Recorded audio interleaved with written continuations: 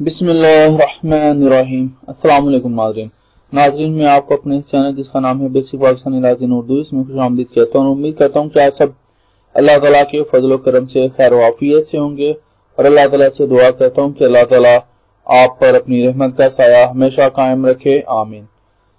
ناظرین، اس ویڈیو میں ہم وراثت کی تقسیم کے طریقہ کار کو آسان بنانے کے لیے سینٹ کا ایک اچھا قدم ہے، ایک اچھا فیصلہ ہے، اس کے بارے میں بات کریں گے۔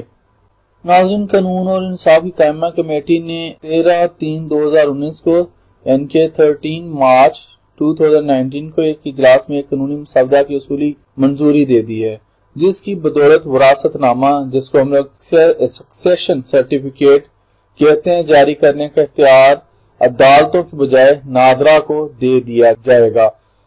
وراثت کے سلسلے میں عدالت رجوع صرف اس صورت میں کیا جائے گا جہاں ورثاء میں لڑائی ہو۔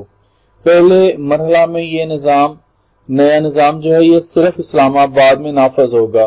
اگر کامیاب ہوا تو صوبوں میں بھی اس کی متوقع ہے۔ یہ قانونی مسودہ حکومت نے سینٹ ہی کی ہدایت پر تیار کیا تھا۔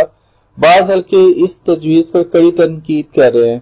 ان کا کہنا ہے کہ تقسیم وراثت اصلاً ایک عدالتی کام ہے اور اسے کسی حکومتی ادارے کے سپرد نہیں کرنا چاہیے، لیکن سینٹ کا جو کمیٹی ہے سینٹ کی، اس کی اکثریت نے اس تجویز کو قبول کر لیا ہے، چونکہ اس سے شہریوں کو آسانی ہوگی۔ جہاں ورثاء سب متفق ہوں وہاں عدالت جانا چندہ ضروری نہیں۔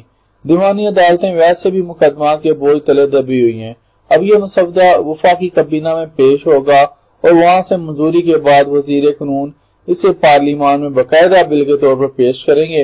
امید ہے کہ وفاقی کابینہ اسے حتمی شکل دینے سے پہلے تمام قانون سکم دور کرے گی۔ ناظرین، امید کرتا ہوں کہ اس انفارمیشن سے آپ کے علم میں اضافہ ہوا ہوگا۔ تو یہ سکسیشن سرٹیفکیٹ نادرا کے پاس جانا یہ ایک اچھا قدم ہے، جہاں پہ ہماری عوام کو سہولت ملے۔ ہمیں اس چیز سے خوشی ہونی چاہیے، نہ کہ اس پر ہمیں اعتراض کرنا چاہیے۔ تو ناظرین، اب تک کے لیے اتنا ہی، اجازت دیجیے، پھر انشاءاللہ اگلی ویڈیوز میں ملیں گے۔ اللہ حافظ۔